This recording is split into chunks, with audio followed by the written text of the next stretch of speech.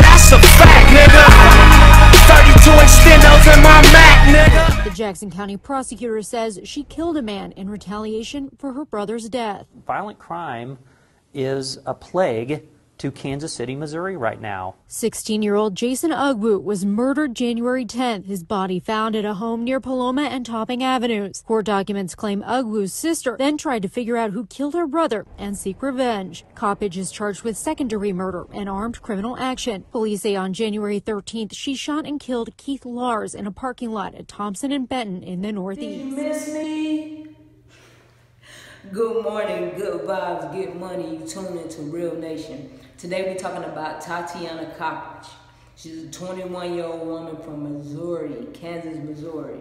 Now, she is the infamous, the one everybody is talking about, the one who took out the revenge killing on the man who killed her brother.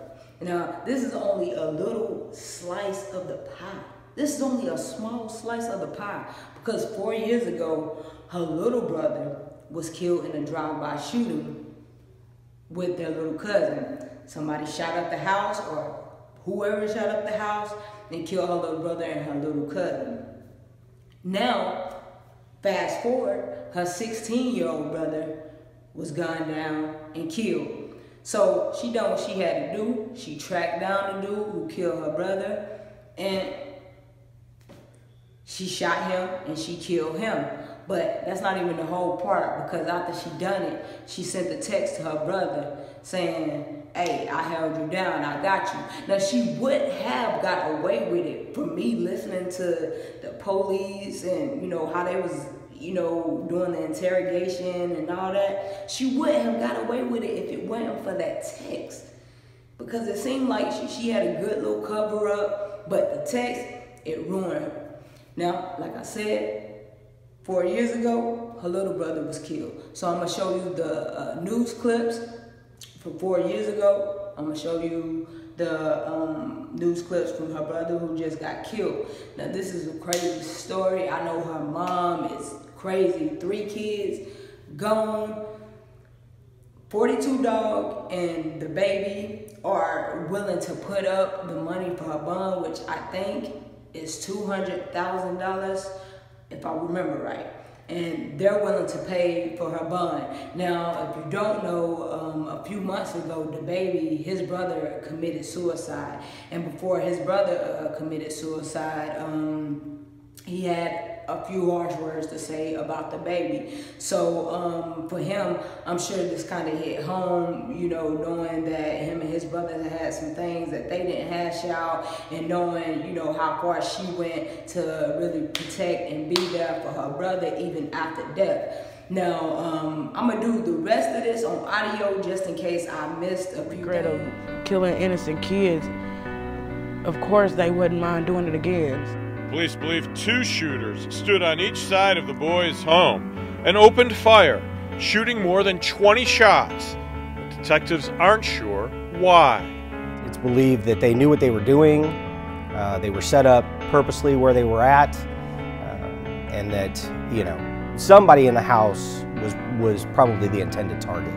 Both boys' mothers say not knowing why and who's responsible has had a harmful impact on their surviving children, who no longer feel safe in their own home. I just want my kids to be in peace, because it ain't just us, our other kids have to live through this every morning.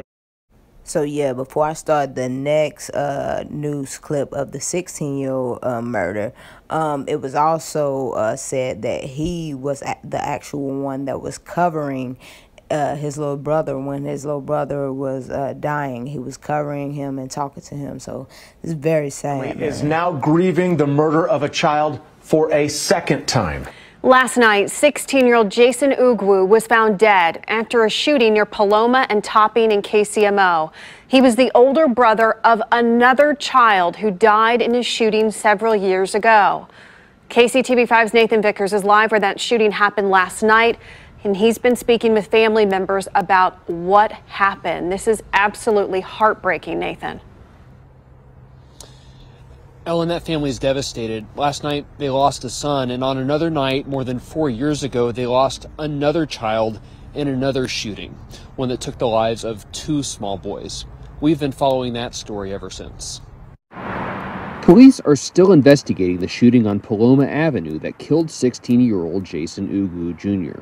Officers found him inside a house on this street a little after 7 last night. Had very, very significant injuries and later died at the hospital. Jason was a junior at Hogan Prep. His family says he was a standout basketball player. We met him more than 4 years ago. He was part of more than a dozen rallies for his younger brother, Jaden, who died in 2016 alongside his cousin, Montel. But like always, man, thank y'all for tuning in. Thank y'all for subscribing. Thank y'all for liking. Thank y'all for commenting. Thank y'all for disliking, man. Tune in. Until next time, follow, subscribe, and like, and comment.